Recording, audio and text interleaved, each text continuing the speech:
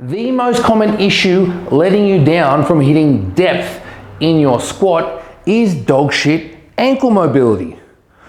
Most people have pretty tight fucking calves because they don't put their ankles through much range of motion.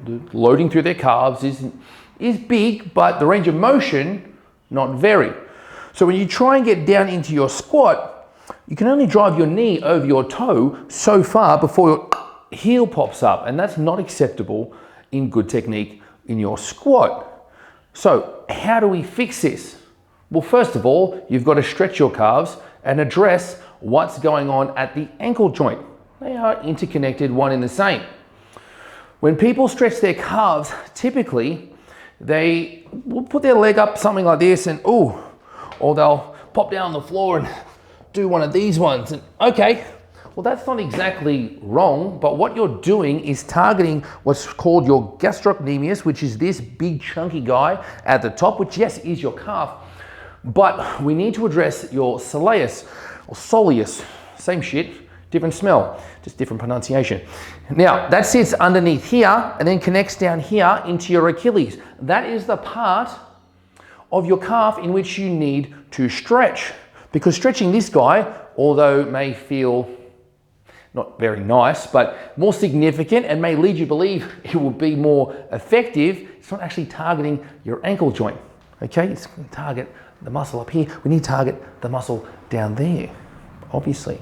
So the way in which we do that, I'll step around this side so you can see it a little bit easier. I'm going to place my foot up against here, and you can do it up against a pole or anything that you can sort of replicate the position that I'm about to demonstrate. I'm going to pop my hip back and down so I can drop my heel as close to this upright as possible. Now from there, if I wanted to stretch my gastrocnemius, which is that big chunky part, I would keep this knee straight and then just drive my hip forward, which feels fucking horrendous. As I said before, can lead you into thinking it's far more effective than we want it to be. Well, then it is. And it can be effective to stretch your calf, but not in relation to improving ankle mobility. So, in the same position, but instead of driving my hip forward, I'm then going to drive my knee forward. And because I don't want this bench to move, I'm going to grab it. I'm going to drive my knee forward. The feeling isn't going to be up here because my knee is bent. The feeling is going to be down here. And for someone who hasn't stretched that part of their calf before, it can be a little bit difficult at first to identify what the fuck they're actually experiencing. So be patient with it. That area of your body is going to be very fucking tight. So allow yourself to be in that for at least 60 seconds, each leg, and then do that a few times. So heel as close as you can be, so you can get that foot relatively flat, relatively vertical. Drive that knee forward. A bench is good because then you can hold on to it and be nice and firm. Feeling that stretch through there. That will stretch your soleus. That will stretch the part of your calf, the part of your leg in which we need to improve the ability to drive your knee over your toe while keeping your heel down. Now the second part involves freeing up the joint, because what you may feel when you're in that position, just because it's probably quite foreign to most of you, is that when you're driving your knee forward like this, you may get a bit of a jamming up at the front of that joint. So we grab a band, a light band, we don't want one which is too thick, and perform what's called joint distraction. So I've got this attached to a nice, strong, sturdy pole because it's way down by this guy.